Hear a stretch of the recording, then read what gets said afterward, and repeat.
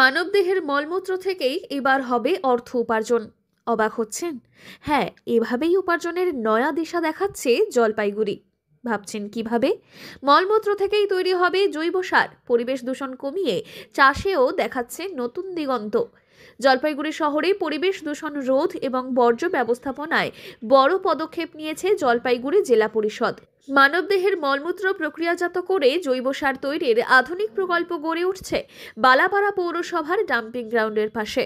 শহর থেকে প্রত্যেক দিন যে বিপুল পরিমাণ সেপ্টেজ কিংবা মলমূত্র ডাম্পিং গ্রাউন্ডের কাছে ফেলা হয়, তা পরিবেশ দূষণের বড় একটা কারণ হয়ে দাঁড়াচ্ছিল। এই সমস্যা দূর করতেই উদ্যোগ নিয়েছে তাই প্রশাসন। তো আমরা খুব তাড়াতাড়ি এটা যাতে সেই দুর্গন্ধর হাত থেকে রক্ষা পাওয়া যায়, যাতে স্বচ্ছ পরিবেশ একটা আমরা পাই, এজন্য করেছি।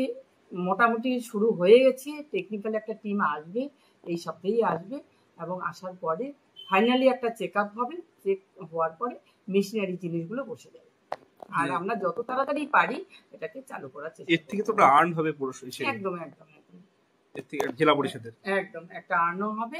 আর সবথেকে যেটা বেশি গুরুত্বপূর্ণ সেটা হচ্ছে আমরা স্বচ্ছ একটা পরিবেশ পাবো। নতুন এই পরিকাঠামোকে বর্জ্যকে বৈজ্ঞানিক পদ্ধতিতে পরিশোধন করে প্রস্তুত করা হবে উন্নত মানের জৈব সার, যা কৃষিকাজে সরাসরি ব্যবহার করা যাবে। জেলা পরিষদের সভাধিপতি কৃষ্ণা রায়বর্মন এই বিষয়ে জানিয়েছেন, প্রকল্পের কাজ দ্রুত এগোচ্ছে এবং আগামী বছরের মধ্যেই এটি পুরোপুরি চালু হয়ে যাবে। পরিকাঠামোর দায়িত্বে থাকা কর্মীদেরও দাবি, এই সার কেবল দূষণ কমাবে না, বরং কৃষিক্ষেত্রে এক নতুন বিপ্লব আনতেও সক্ষম হবে। একটা মলমূত্র দিয়ে আপনারা একটা পরিকল্পনা নিচ্ছেন, কি বিষয় বিস্তারিত? এখানে জেলা পরিষদ এবং পৌরসভার উদ্যোগে যে আমাদের একটা ট্যাঙ্কি তৈরি হচ্ছে, সেখানে মলটাকে যে এক জায়গায় হবে ঢালানো হবে, সেটাকে আবার রিফাইন করে জলটা বেরিয়ে যাবে এবং যেটা ড্রাই হয়ে থাকবে সার, সেটা সার হিসেবে বিক্রি হবে। এই মল কোথা থেকে আসবে, কি বিষয়? এটা জেলা পরিষদ আর কিছু জিপিগুলোর থেকে আসবে, এবং আমাদের পৌরসভার যে ট্যাঙ্কিগুলো আছে সেটা ওই একই জায়গায় ঢালবে। কেন এই উদ্যোগ? এই হচ্ছে যাতে আমাদের কোনো জিনিস ওইখানে না থাকে সেটা।